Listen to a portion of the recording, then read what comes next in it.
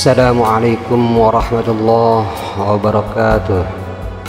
Bismillahirrahmanirrahim. Alhamdulillahi rabbil alamin. Nahmaduhu wa nasta'inuhu wa nastaghfiruh. Allahumma salli wa sallim wa barik ala sayyidina Muhammad wa ala alihi wa sahbihi ajma'in.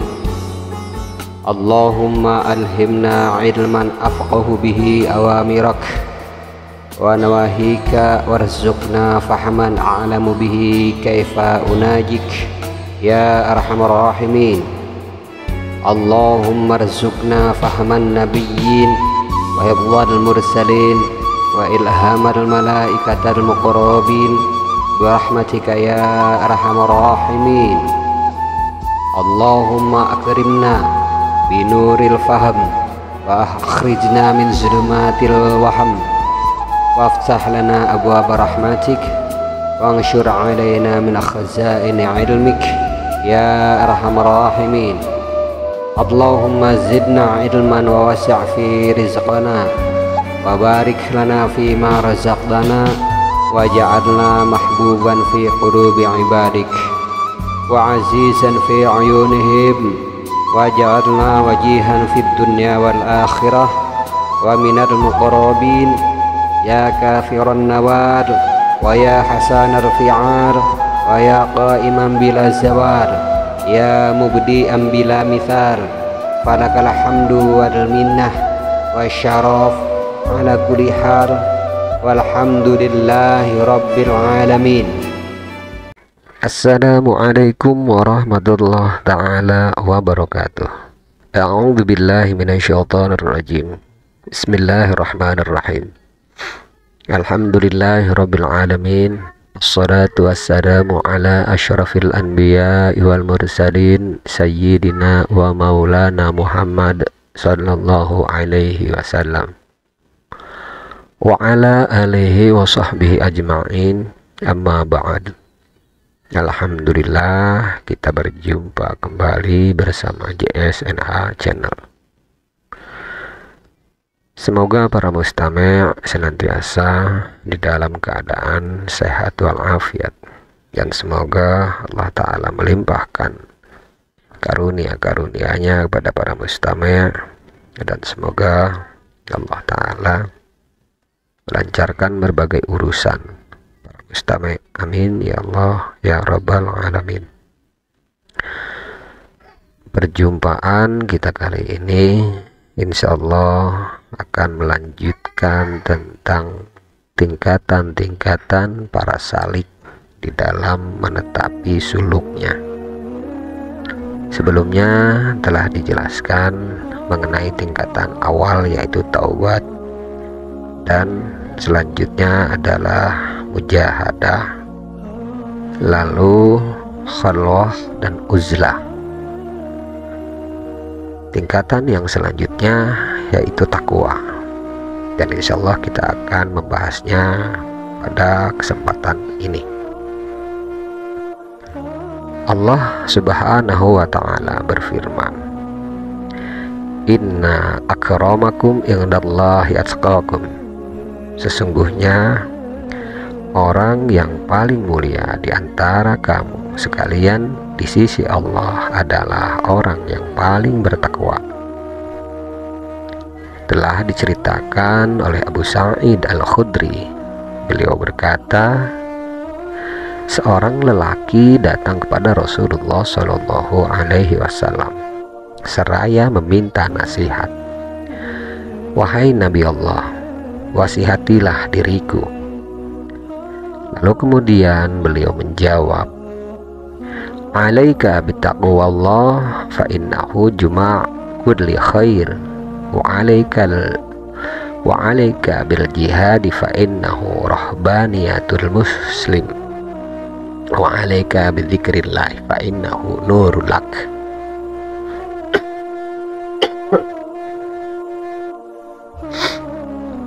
Wajib atasmu bertakwa kepada Allah Subhanahu wa ta'ala, karena takwa merupakan kumpulan segala kebajikan. Wajib atasmu untuk tetap berjuang, karena berjuang adalah ibadah orang Islam. Dan wajib atasmu untuk tetap ingat kepada Allah Subhanahu wa ta'ala, karena mengingat Dia merupakan cahaya bagimu. Saya telah mendengar seseorang bertanya kepada Rasulullah Shallallahu Alaihi Wasallam, "Wahai Nabi Allah, siapakah keluarga Muhammad?" Lalu beliau menjawab, "Orang yang bertakwa kepada Allah Subhanahu wa ta'ala." Takwa merupakan kumpulan perbuatan baik, sedangkan esensinya selalu taat kepada Allah Subhanahu wa ta'ala agar terhindar dari siksaannya. Ada satu ungkapan, fulan bertakwa dengan perisainya. Oleh karena itu, pondasi takwa harus menghindarkan diri dari perbuatan syirik, perbuatan maksiat, perbuatan tercela. Selain itu juga untuk menghindarkan diri dari perbuatan syubhat, perbuatan yang tidak berfaedah. Imam Al-Qushairi melanjutkan bahwa beliau pernah mendengar Al-Ustaz Abu Ali Ad-Daqqaq rahimallahu ta'ala berkata, setiap klasifikasi pembagian terdapat satu bab dalam pembahasan takwa untuk menafsirkan firman Allah Ta'ala, ittaqullah haqqa tuqatih, bertakwalah kepada Allah dengan takwa yang sebenar-benarnya. Hal itu supaya ditaati, bukan untuk diingkari, supaya untuk diingat, tidak untuk dilupakan, dan supaya disyukuri, tidak untuk dikafiri. Sahal bin Abdullah berpendapat, tidak seorang pun yang dapat menolong kecuali Allah Ta'ala. Tidak ada argumentasi yang benar kecuali Rasulullah Sallallahu Alaihi Wasallam. Tidak satupun dari modal persiapan kecuali takwa, dan tak satupun dari amal kebaikan kecuali sabar. Menurut Al-Qahtani, dunia ini diciptakan agar manusia menerima cobaan, dan akhirat diciptakan agar manusia bertakwa. Sementara Al-Jariri berkata, barang siapa yang memberikan keputusan antara manusia dan Allah Ta'ala tanpa dasar takwa dan pendekatan diri kepada Allah Ta'ala, maka dia tidak akan sampai kepadanya. Menurut Nasir Al-Abadhi, yang dimaksud dengan takwa adalah seorang hamba yang tidak takut kepada apapun kecuali hanya kepada Allah Subhanahu wa Ta'ala. Sahal berkata, barang siapa yang menginginkan agar takwanya benar, maka dia harus meninggalkan semua perbuatan dosa. Nasr Al-Abadhi berkata, barang siapa yang selalu bertakwa, maka dia merasa keberatan meninggalkan dunia, sebagaimana firman Allah, waladarul akhiratu khairul lilladzina yattaqun afala taqidun. Desa akhirat itu lebih baik bagi orang-orang bertakwa. Apakah kamu sekalian tidak berpikir? Sebahagian ulama berkata, barang siapa yang mampu merealisasikan takwa, maka Allah Ta'ala akan memudahkan hatinya untuk berpaling dari kemewahan dunia. Menurut Abu Bakar Muhammad Ar-Rugabari, yang dimaksud takwa adalah meninggalkan sesuatu yang dapat menjauhkan diri dari Allah Subhanahu wa Ta'ala. Sedangkan menurut Dzunun Al-Misri, yang dimaksud dengan orang yang bertakwa adalah orang yang tidak mengotori jiwa lahir dengan hal-hal yang bertentangan, dan tidak pula mengotori jiwa batin dengan interaksi sosial.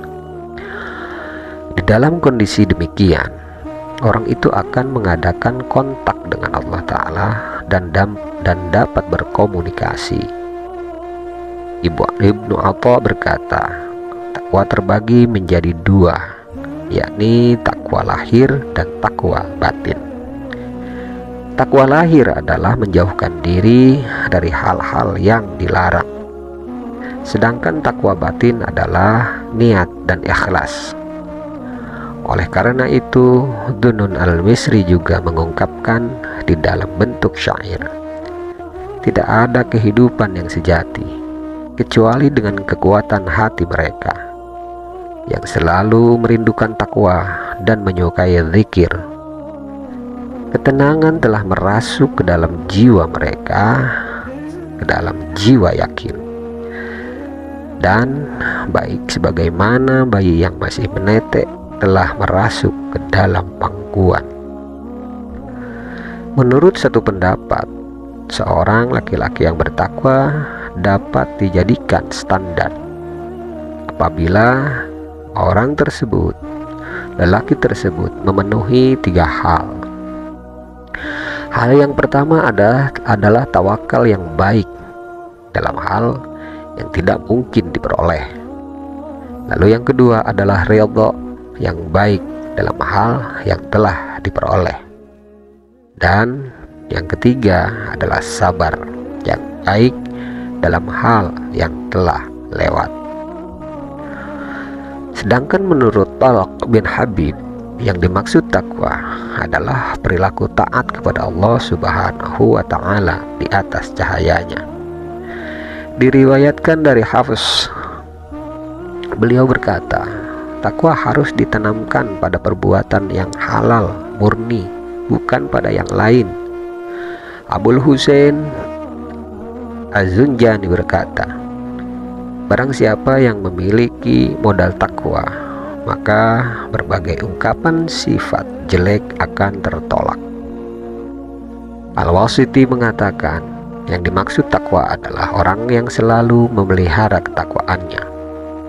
Orang yang takwa dapat diumpamakan seperti Ibnu Sirin ketika dia membeli 40 minyak samin atau timbangan kilogram. Ketika beliau membeli 40 timbangan kilogram minyak samin, seorang pemuda mengeluarkan tikus dari timbangan tersebut. Lalu kemudian Ibnu Sirin bertanya, dari timbangan mana kau keluarkan tikus itu? Pemuda menjawab, saya tidak tahu. Setelah itu Ibnu Sirin menuangkan semua minyak tersebut di atas tanah. Dalam cerita yang lain disebutkan bahwa Abu Yazid pernah membeli minyak parfum di kota Hamdan dan mendapatkan kelebihan. Ketika dia pulang ke kota Bastom, dia melihat semua semut di dalam parfum tersebut. Setelah itu dia kembali ke Hamdan dan meletakkan 2 semut itu di tempat penjual. Akan saya komentari terhadap kisah ini agar lebih mudah dipahami. Sebetulnya saya keberatan sekali untuk mengkomentarinya karena apa yang disampaikan, keterangan-keterangan tersebut adalah berasal dari risalah Qusyairiyah, dan saya tidak berhak untuk mengomentarinya. Akan tetapi karena ini riwayat kisah yang harus diperinci untuk mengambil ibrahnya, maka dengan sangat terpaksa saya harus memberikan komentar. Kisah yang pertama dari Ibnu Sirin, yaitu setelah mengetahui bahwa di dalam suatu tempat minyak samin itu terdapat tikus, dan minyak samin itu diketahui oleh Ibnu Sirin ada tikusnya, tidak mengerti tempat yang mana yang sudah dimasuki tikus. Artinya tidak semuanya dari minyak samin tersebut. Hal tersebut ditandai dengan mempertanyakan kepada pegawai daripada Ibnu Sirin tersebut. dan pegawai tersebut menjawab bahwa dia tidak paham, dia tidak mengetahui di mana tikus itu dikeluarkan, maksudnya yang mana minyak samin yang telah dikontaminasi oleh tikus. Karena atas dasar takwa lah Ibnu Sirin ini membuang semua minyak samin tersebut tanpa memperhitungkan keuntungan ataupun kerugian. Artinya kisah ini adalah memprioritaskan takwa daripada keuntungan dunia. Dan kisah yang selanjutnya yaitu yang diceritakan Abu Yazid Al-Bustami ketika beliau membeli minyak parfum di kota Hamdan dan mendapatkan kelebihan. Kelebihan yang diperoleh itu adalah dia melihat 2 ekor semut, karena Abu Yazid tidak berniat untuk membeli 2 ekor semut. Atas dasar ketakwaan itulah beliau kembali lagi ke Hamdan yang awalnya sudah sampai di kota Bustom. Atas dasar ketakwaan itulah beliau mengembalikan dan meletakkan 2 ekor semut itu ke tempat penjualnya. Perbuatan-perbuatan tersebut, perbuatan Ibnu Sirin atau perbuatan Abu Yazid adalah cerminan daripada memprioritaskan takwa. Kurang lebih seperti itu, wallahu a'lam bishawab. Baik, kita lanjutkan lagi ke pembahasan tentang Risalah Al-Qusyairiyah, tentang tingkatan perjalanan suluk dari sang salik. Diceritakan oleh Abu Hanifah bahwa beliau Abu Hanifah tidak pernah duduk di bawah bayangan pohon di mana pohon itu dimiliki oleh orang yang memiliki hutang kepadanya. Berdasarkan hadis Nabi Shallallahu Alaihi Wasallam, kullu qardin jarra nafsan fahuwa rabbi. Mohon maaf, kullu qardin jarra naf'an fahuwa riban. Tiap-tiap utang yang mendapatkan keuntungan adalah riba. Saya komentari di sini untuk memperjelas bahwa Imam Abu Hanifah berpendapat bahwa bahkan keteduhan yang diperoleh dari pohon pun itu termasuk keuntungan, termasuk kelebihan, andai pohon itu dimiliki oleh orang yang memiliki hutang kepadanya. Karena hal tersebut didasarkan pada hadis Nabi, yaitu kullu qardin jarra naf'an fahuwa riban.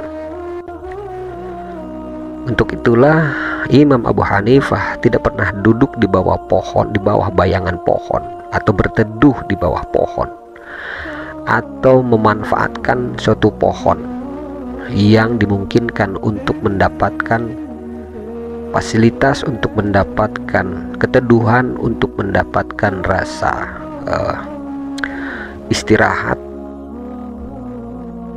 yang diperoleh dari pohon tersebut, atau mengambil keuntungan dari pohon tersebut, dan pohon tersebut dimiliki oleh orang yang memiliki hutang kepadanya, karena beliau menganggap hal tersebut merupakan suatu kelebihan atau suatu keuntungan yang tidak layak dia peroleh. Karena kelebihan tersebut atau keuntungan tersebut itu termasuk riba. Kemudian diceritakan Abu Yazid telah mencuci pakaiannya di tanah lapang. Dia bersama temannya lalu berkata kepada Abu Yazid, Pakaian ini kita jemur di atas pohon dinding anggur. Pakaian ini kita jemur di atas dinding pohon anggur. Lalu kemudian Abu Yazid menjawab, jangan kau meletakkan pasak di atas dinding orang lain. Lalu temannya berkata, apakah harus kita jemur di atas pohon? Kemudian beliau menjawab, tidak, karena rumput itu adalah makanan binatang. Maka kita tidak boleh menutupnya. Setelah itu Abu Yazid menghadapkan punggungnya ke matahari, sedangkan pakaiannya yang sebelah kanan sudah kering. Maka dia membalikannya sehingga pakaian yang sebelah kiri juga kering. Dari kisah ini bisa dijelaskan bahwa Abu Yazid Al-Bustami pun memperlihatkan sikap ketakwaannya ketika hendak menjemur pakaian yang tidak menggunakan dinding pohon anggur milik orang lain, ataupun menjemur di atas rumput. Hal tersebut dilakukan karena semua perbuatan yang sudah dilakukan itu akan menghalangi hak-hak orang yang seharusnya mendapatkan haknya. Jika rumput ditutupi karena kita menjemur pakaian di atas rumput, berarti kita telah mencegah hak binatang dalam memakan rumput tersebut. Kurang lebih seperti itu. Dikatakan menurut keterangan yang lain, suatu hari Abu Yazid memasuki perkampungan. Tongkatnya ditancapkan di atas tanah. Tongkat itu kemudian jatuh dan menyentuh tongkat orang tua yang ditancapkan di sampingnya. Setelah itu tongkat tersebut dimiringkan oleh orang tua dan diambilnya. Dalam perjalanan Abu Yazid mampir di rumah orang tua tersebut dan meminta maaf. Orang tua tersebut lantas menjawab, yang menyebabkan tongkatmu itu miring karena saya lengah dalam menancapkan tongkatku, sehingga tongkatku menjadi terdorong. Di dalam kisah ini dikatakan bahwa walaupun kenyataannya dan faktanya seperti itu, akan tetapi sifat ketakwaannya yang lebih menonjol itu mendorong Abu Yazid untuk meminta maaf terkait peristiwa tersebut. Dikatakan suatu hari Al-Tabah melihat seorang pemuda di suatu tempat pada musim panas yang penuh dengan peluh. Ketika ditanya, "At-Tabah?" dia menjawab, "Di tempat itu saya pernah mengerjakan maksiat." Selanjutnya pemuda itu ditanya tentang keadaannya. Dia kemudian menjawab, "Dari dinding ini saya pernah mengambil sedikit tanah liat yang dipergunakan oleh temanku, dan saya belum meminta maaf kepada pemiliknya." Ibrahim bin Aldam meriwayatkan, suatu malam saya tidur di bawah batu besar di Baitul Maqdis. Di pertengahan malam, dua malaikat turun. Yang satunya bertanya kepada yang lain, "Siapa orang ini?" Malaikat yang lain menjawab, "Dia adalah Ibrahim bin Aldam." Malaikat yang satunya berkata, "Orang itu termasuk orang-orang yang direndahkan derajatnya oleh Allah Subhanahu wa Ta'ala." Malaikat yang lain bertanya, "Mengapa demikian?" Lalu malaikat yang satunya menjawab, "Orang itu telah membeli kurma. Ketika kurma tukang sayur terjatuh, dan masuk ke dalam kurma orang itu. Dia masih belum mengembalikan kepada pemiliknya. Suatu hari saya kemudian kembali ke Basrah. Di sana saya membeli kurma pada orang laki-laki tersebut. Kemudian saya jatuhkan satu kurmanya yang saya beli ke dalam kurmanya. Setelah itu saya pulang ke Baitul Maqdis dan tinggal di bawah batu besar itu. Ketika tengah malam, tiba-tiba saya berdampingan dengan dua malaikat yang turun dari langit. Yang satunya bertanya kepada orang lain, "Siapa orang ini?" Yang lain menjawab, "Orang itu adalah Ibrahim bin Adam." Lalu kemudian malaikat yang satunya berkata, "Kedudukan orang itu telah dikembalikan dan derajatnya pun telah ditinggikan." Menurut satu pendapat, takwa dapat dibagi menjadi berbagai bentuk. Takwa dapat dijadi di dalam berbagai bentuk.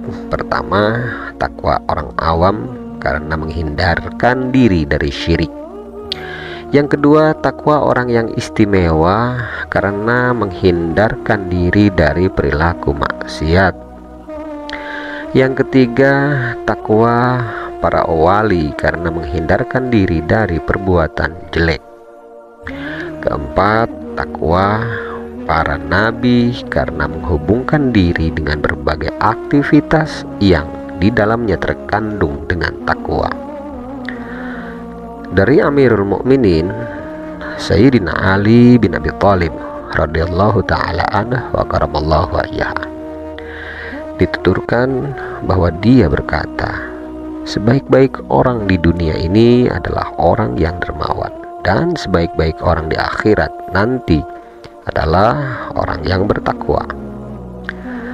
Diceritakan oleh Abu Umamah Al-Bahili dari Rasulullah Shallallahu Alaihi Wasallam, beliau bersabda, "Man awwara ila mahasin nimro'ah faghadda basarahu fi awwali marah ahdatsallahu lahu ibad yajidu halawataha fi qalbihi."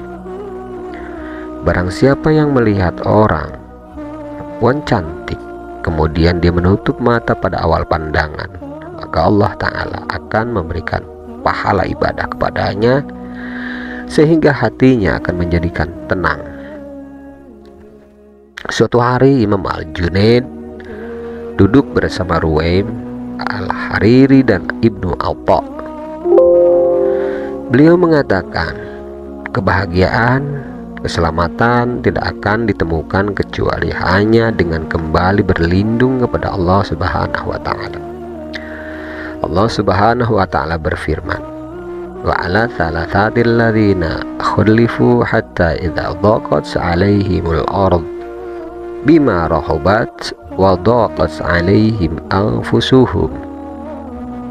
Begitu juga Allah menerima taubat 3 orang yang tinggal tidak pergi berperang, sehingga ketika bumi yang luas telah sempit dan diri mereka juga telah sempit. Menurut Ruwaim, tidak ada kebahagiaan, keselamatan kecuali hanya dengan takwa yang benar. Allah Ta'ala berfirman, "Wa yunajjiyallahu alladhina taqaw bimafazatihim la yamassuhumus su' wa lahum yahzanun." Allah akan menyelamatkan orang-orang yang bertakwa dengan kebahagiaan mereka. Mereka tidak tertimpa kejelekan dan mereka juga tidak susah ataupun berduka. Menurut Al-Jariri, tidak ada kebahagiaan, keselamatan kecuali hanya dengan memelihara, pemenuhan janji. Allah Subhanahu wa Ta'ala berfirman, "Alladzina yufuna bi'ahdillahi wala yanqudunal mitsaq." Orang-orang yang memenuhi janji Allah Ta'ala dan tidak merusak perjanjian. Sedangkan menurut Atha, tidak ada kebahagiaan, keselamatan kecuali hanya dengan merealisasikan sifat malu. Allah Subhanahu wa taala berfirman, "Alam ya'lam bi annallaha yara." Tidakkah dia mengetahui bahwa Allah sesungguhnya melihat segala perbuatannya. Innal ladzina sabaqat lahum minnal husna ulaika anha mub'adun.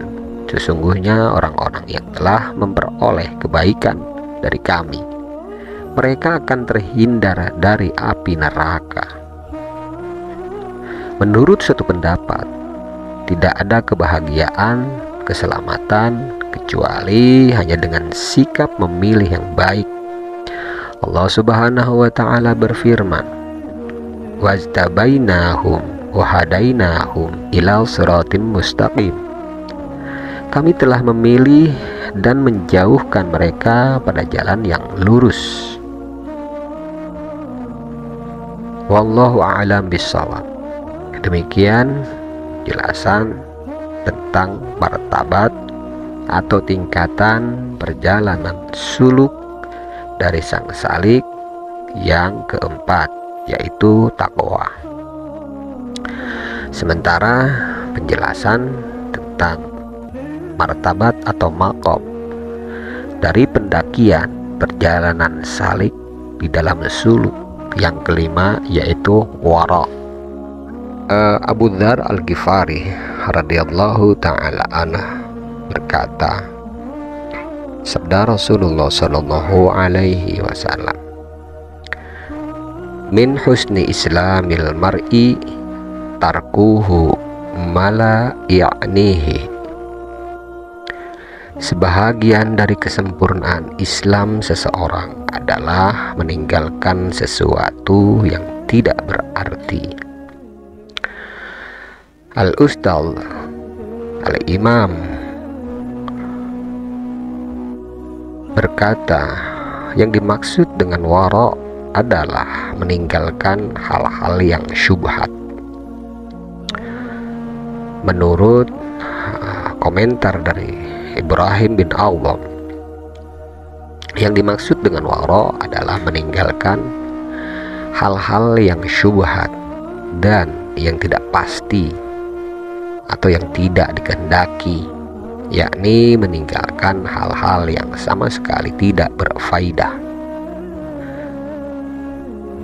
Sementara Abu Bakar As-Siddiq radhiyallahu ta'ala berkata, kita telah meninggalkan 70 persoalan yang berkaitan dengan hal yang halal karena takut terkait dengan persoalan yang haram.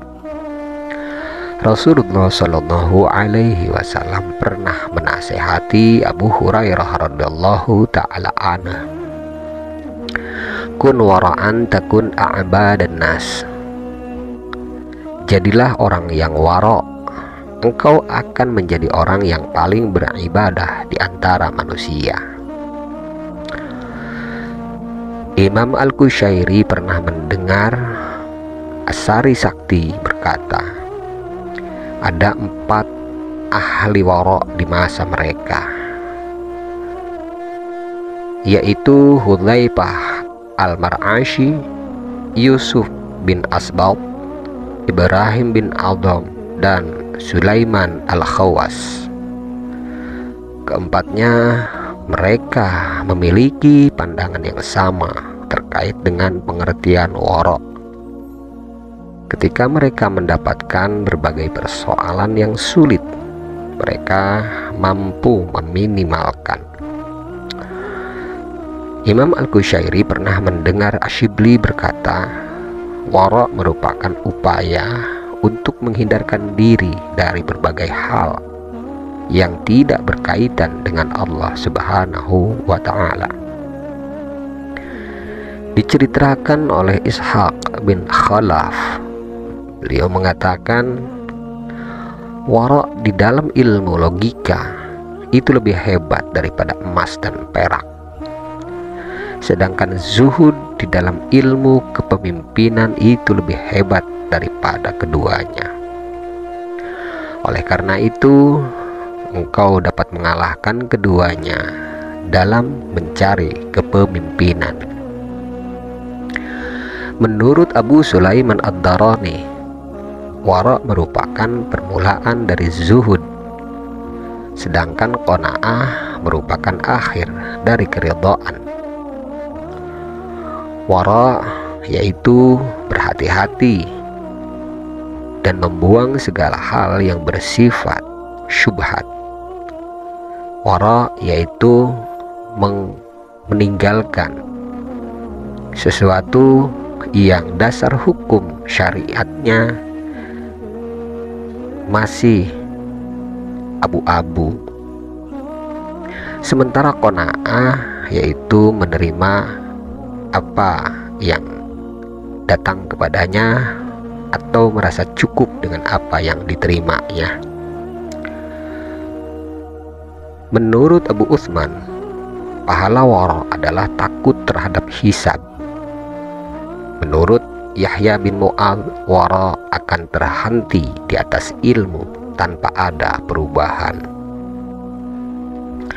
Diriwayatkan bahwa suatu hari Abdullah bin Marwan mengalami kebangkrutan. Dia berada di dalam sumur yang sangat kotor. Setelah itu dia menyewanya sehingga dia dapat keluar. Abdullah bin Marwan ditanya terkait hal itu. Dia menjawab, di atas sumur itu terdapat nama Allah Subhanahu wa Ta'ala. Imam Al-Qushairi mendengar Yahya bin Mu'adz berkata, wara terbagi menjadi dua. Pertama, wara lahir. Wara lahir yaitu semua gerak aktivitas hanya tertuju kepada Allah Subhanahu wa Ta'ala. Wara yang kedua adalah wara batin, yakni hati yang tidak dimasuki kecuali hanya mengingat kepada Allah. Wara batin, hati yang tidak dimasuki oleh sesuatu kecuali hanya mengingat kepada Allah Ta'ala. Yahya bin Mu'adz berkata, barang siapa yang belum menikmati lezatnya wara, maka dia belum pernah menikmati pemberian Allah Subhanahu wa Ta'ala.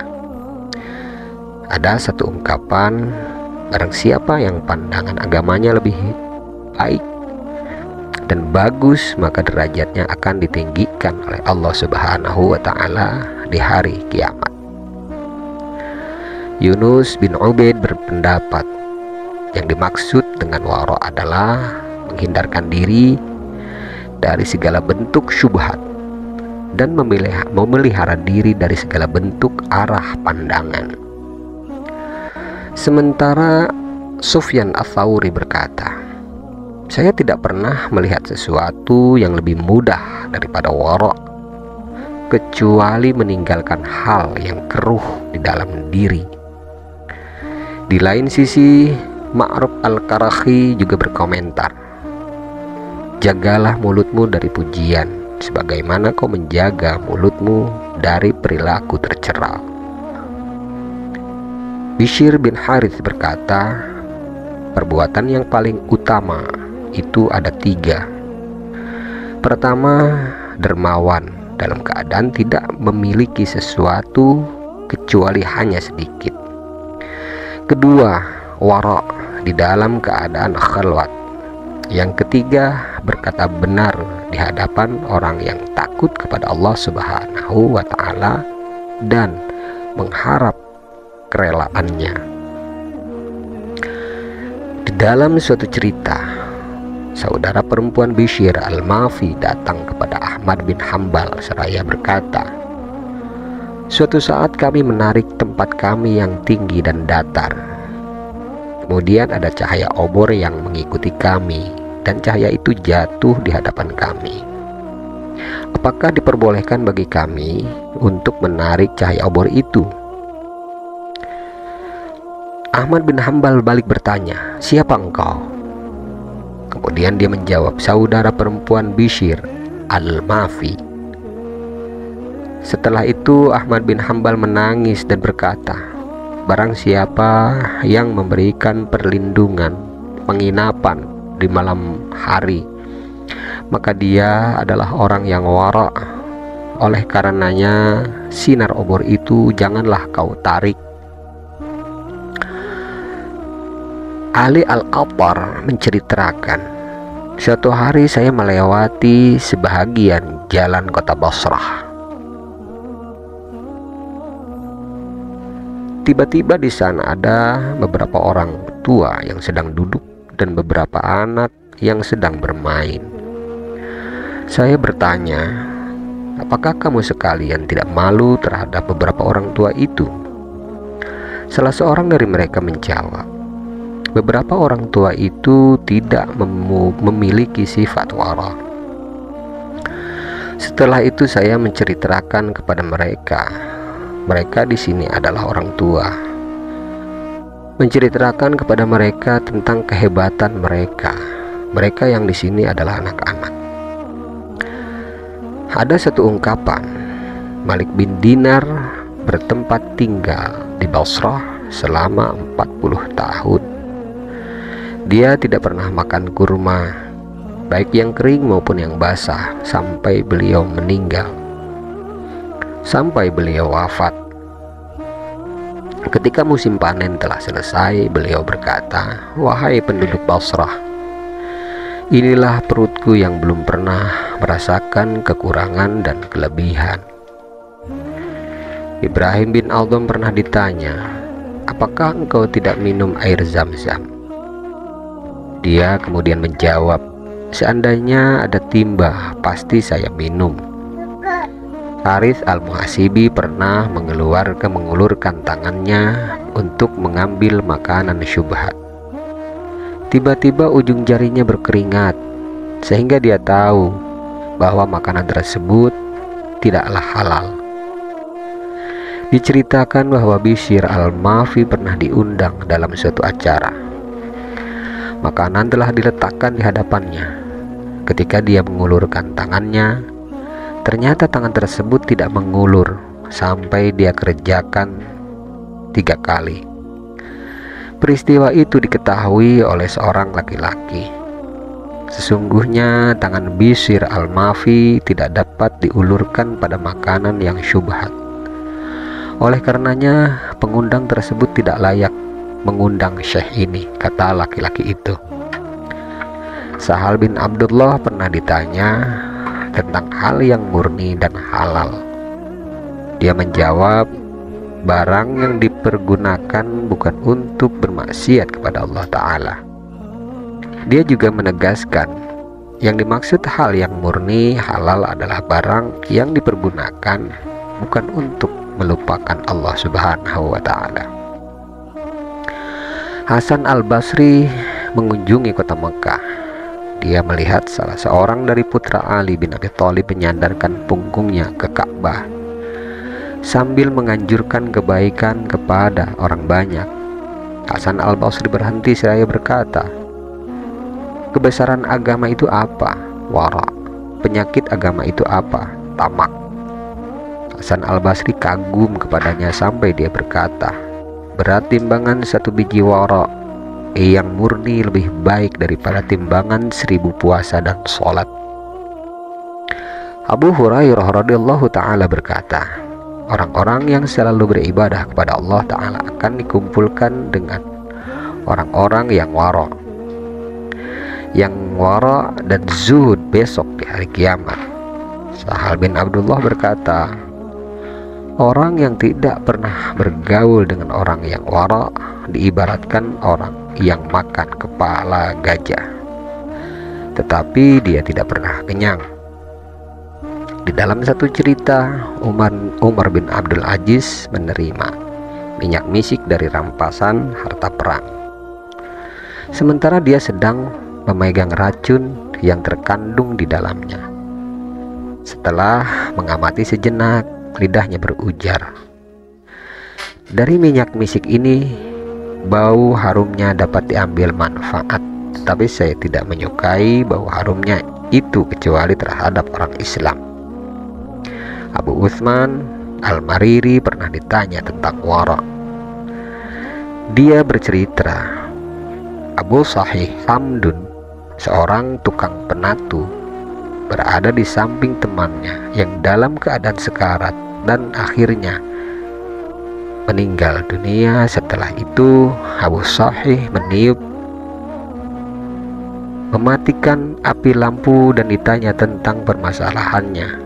Dia menjawab, sampai sekarang minyak yang dipergunakan untuk menyalakan lampu masih tetap ada, dan mulai sekarang minyak itu adalah milik ahli waris. Oleh karena itu carilah minyak yang lain. Seseorang berkata dengan suara halus sambil menangis, saya telah berbuat dosa selama 40 tahun. Suatu hari saudaraku berkunjung kepadaku. Setelah itu saya membeli ikan panggang untuknya. Ketika dia selesai makan, saya mengambilkan sedikit tanah liat dari dinding tetangga sehingga dia dapat mencuci tangannya. Namun sampai saat ini saya belum minta maaf kepadanya. Seorang laki-laki pernah menulis di atas papan di rumah sewaan. Dia hendak menghapuskan tulisan itu dengan debu dinding rumah. Di dalam hatinya terlintas bahwa rumah itu adalah rumah sewaan yang sebelumnya tidak pernah terlintas atau membayangkan untuk hal itu. Sehingga pada akhirnya tulisan itu dihapusnya. Setelah itu dia mendengar suara hati. Orang yang menganggap remeh atau rendah terhadap apa yang menimpanya sehingga dia menghapus tulisan itu, dia akan dihisab lama oleh Allah Ta'ala di hari kiamat. Ahmad bin Hanbal menggadaikan bejana yang terbuat dari tembaga kepada penjual sayur yang berada di Mekah. Ketika hendak menebusnya, penjual sayur itu mengeluarkan 2 bejana seraya berkata, salah satunya dapat kau ambil. Saya merasa sulit untuk memilih bejanaku. Bejana dan dirham itu adalah milikmu, kata Imam Ahmad. Ini adalah bejanamu. Saya ingin memberikan imbalan atau upah kepadamu. Saya tidak mau mengambilnya, jawabnya, seraya pergi dan meninggalkan bejana itu di sampingnya karena takut berdosa. Diriwayatkan bahwa Ibnu Mubarak meletakkan atau meninggalkan hewan tunggangannya yang harganya mahal dan mengerjakan salat zuhur. Hewan tunggangan itu hinggap atau berkeliaran di daerah pertanian kerajaan. Setelah itu dia meninggalkan hewan tunggangannya dan dibiarkan begitu saja. Ada yang berpendapat Ibnu Mubarak pulang dari Marwah menuju Syam untuk mengembalikan pena yang dipinjam, tetapi dia tidak mengembalikan kepada pemiliknya. Nakhai pernah menyewa hewan tunggangan, kemudian cambuknya terjatuh dari pegangan tangan. Setelah itu dia turun untuk mengambil cambuk itu. Seseorang berkata kepadanya, seandainya hewan tunggangan itu kembali ke tempat terjatuhnya cambuk, pasti akan saya ambil. Nah, An-Nakhai secara diplomatis berkata, hewan tunggangan yang saya sewa itu memang kuperlakukan seperti ini, bukan seperti itu. Ustadz Abu Bakar Ad-Daqaq berkata, saya telah mengunjungi daerah padang pasir Bani Israel selama 15 hari. Ketika melewati satu jalan, saya dihadang oleh tentara untuk diberi air minum.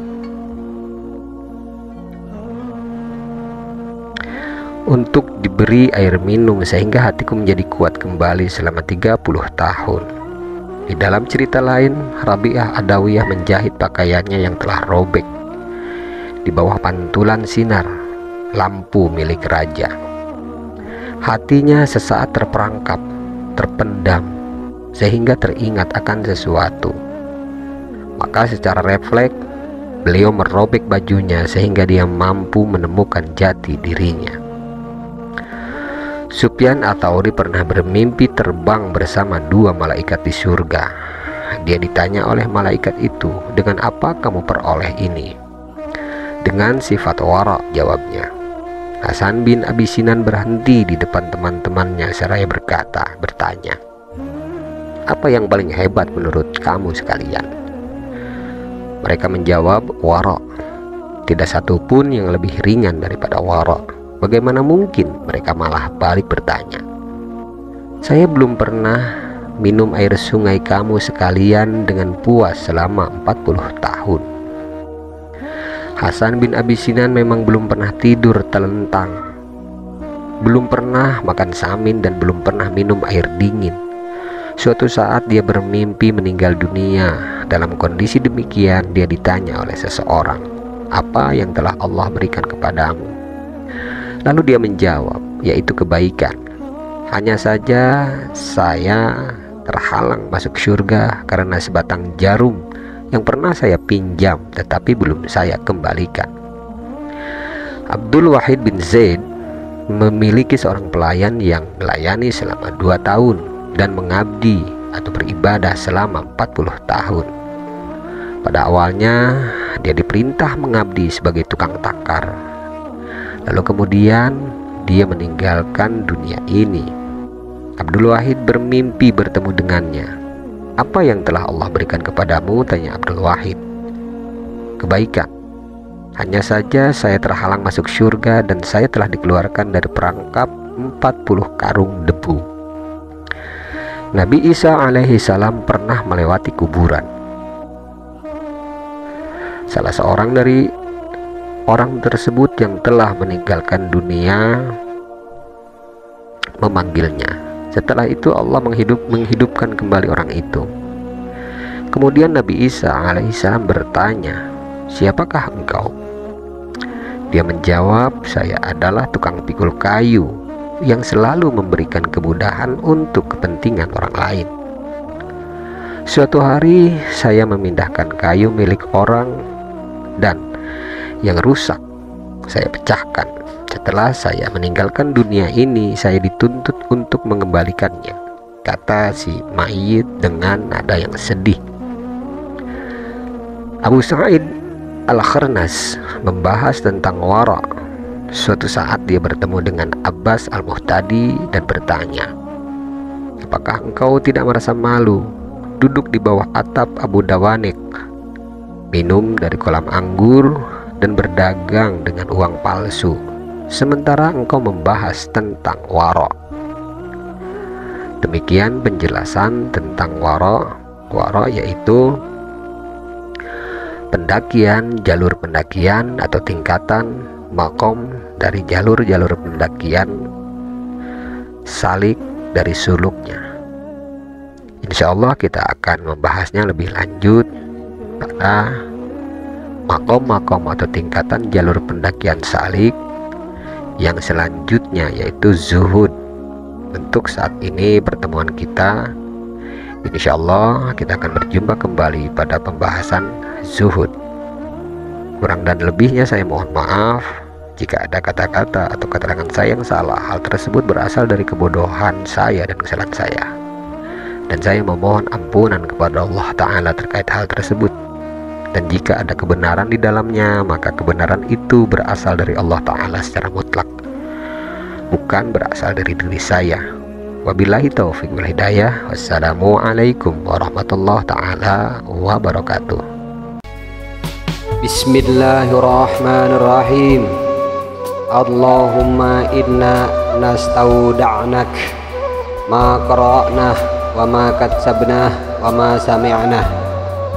Allahumma ya alim ya alim ya alim, adlimna min ilmik wa afhimna ank wa asmi'na mink wa basirna bik wa aqimna bi syuhudik wa arifna at-tariqa ilaik wa hawinha alaina bi fadlik wa albisna libasat taqwa minka wa laka innaka ala kulli syai'in qadir walhamdulillahi rabbil alamin. Bismillahirrahmanirrahim. Subhanakallahumma wa bihamdik, asyhadu an la ilaha illa ant, astaghfiruka wa atubu ilaih. Subhana rabbika rabbil izzati amma yasifun, wa salamun alal mursalin, walhamdulillahi rabbil alamin.